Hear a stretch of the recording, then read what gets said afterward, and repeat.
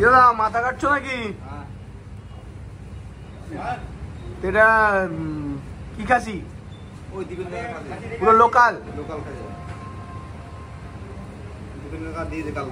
কদিন ধরে কাটো দাদা? আমি হ্যাঁ শিখছো? শিখলে কি কেউ এত ভালো কাটতে পারে? বলছি শিখলে কি কেউ এত ভালো কাটতে পারে? আমি শিখছি এই মিস্ত্রি বসে আছে মানে। মিস্ত্রি?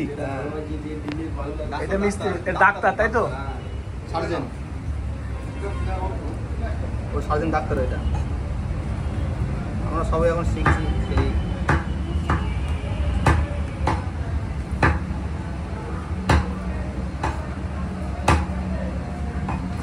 আচ্ছা, খাসির মাংসের মতো কি মাথাটা ভালো টেস্ট হয় নাকি? হ্যাঁ, মাথা খুব সুন্দর। এক এক জায়গার মাংস এক এক রকম টেস্ট, এক এক রকম টেস্ট।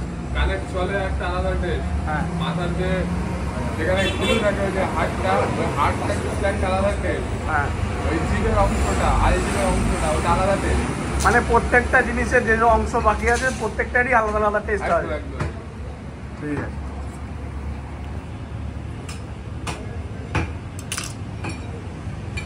এটা কি ছোলা কমপ্লিট হয়ে গেল নাকি? এখন কাটা হবে?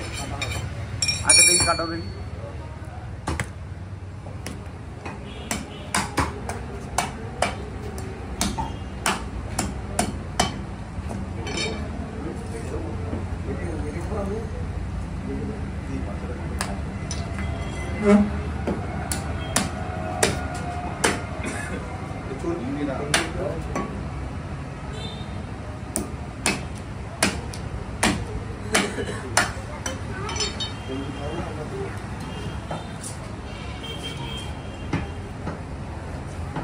আচ্ছা, এই দাঁতটা বাদ যাবে না বলো? দাঁত বাদ যাবে, চোখ বাদ যাবে। আর কি বাদ যাবে? চোখটা।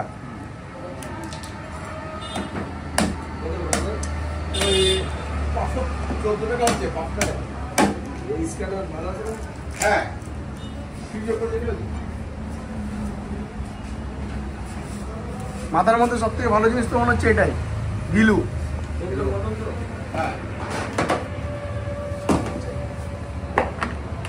বাহ, ব্রেন মেমোরি এই যা।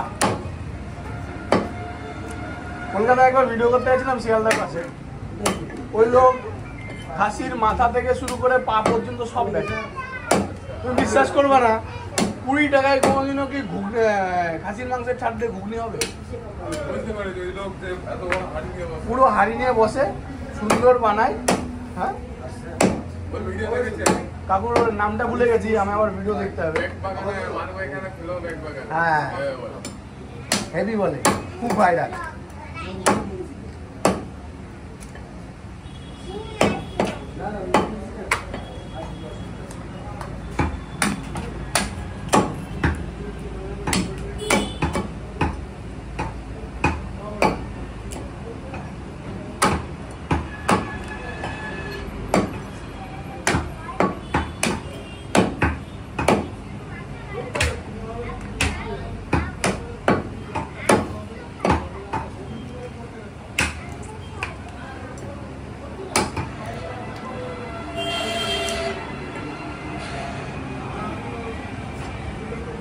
জিপটা বাদ যায় না?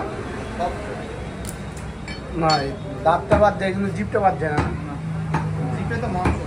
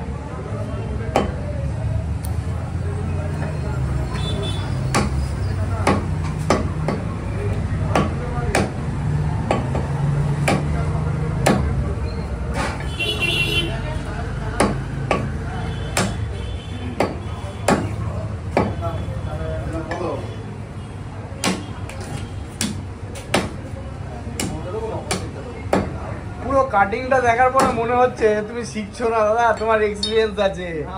আমাদের কি বোকা বানাচ্ছ নাকি? হ্যাঁ এই সত্যি সত্যি করে বলো তো, বোকা বানাচ্ছ? হ্যাঁ, এত সুন্দর কাটিংটা করলে তারপরে বলছে যে আমি শিখছি। কে বলো ভাই?